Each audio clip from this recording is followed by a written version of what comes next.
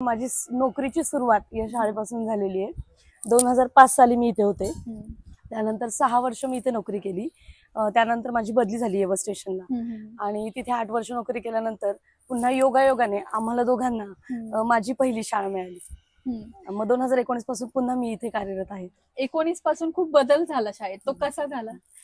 ज्यावर म्हणजे माणूस असं म्हणतं की आपण आपल्या आयुष्यातली पहिली गोष्ट कधीच विसरत नाही, पहिलं प्रेम, पहिला पाऊल। तर माझ्या नोकरीची सुरुवात या शाळेतली होती। ही शाळा अतिशय सुंदर, परिसर अतिशय सुंदर होता। इथे 150 पट होता, 7 शिक्षक होते कार्यरत आणि पात्र मुख्याध्यापक होते जोपर्यंत मी या शाळेमध्ये कार्यरत होते। हळूहळू इंग्रजी मीडियमचा ओढा वाढत गेला, कदाचित त्याच्यामध्ये शिक्षकही कमी पडले असतील आणि नंतर पटसंख्या कमी झाल्यामुळे माझी बदली झाली।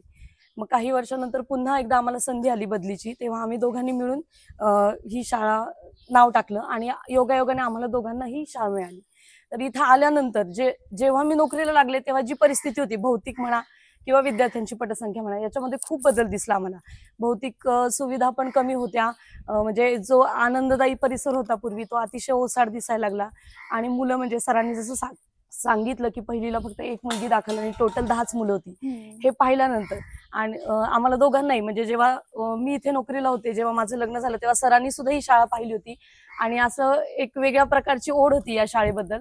तर आम्हाला दोघांनाही असं वाटलं की अरे आपण ज्या शाळेत नोकरीची सुरुवात केली, जी शाळा इतकी बहरलेली होती, तिची परिस्थिती आज अशी झालेली आहे। तर इथं कुठेतरी मनाला जरा वाईट वाटलं।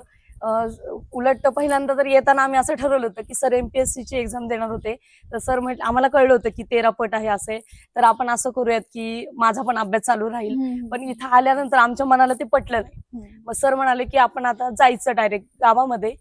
ढोल घेतला आणि जी मुलं होती 10 त्यांना घेऊन सर गावात गेले आणि पालकांना सांगितलं की आम्ही दोघे इथे आलेलो आहोत, तुम्हाला इंग्लिश मीडियम मधनं जे काही मिळणार आहे त्याच्यापेक्षा जास्त मी देण्याचा प्रयत्न करेल।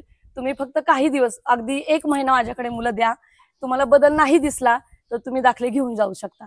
तर लोकांनी आमच्यावर हा विश्वास दाखवला आणि मुलं इथे दाखल झाली। पालकांना मुलांमध्ये बदल दिसायला लागला, त्याच्यामुळे मग आमची संख्या वाढत गेली।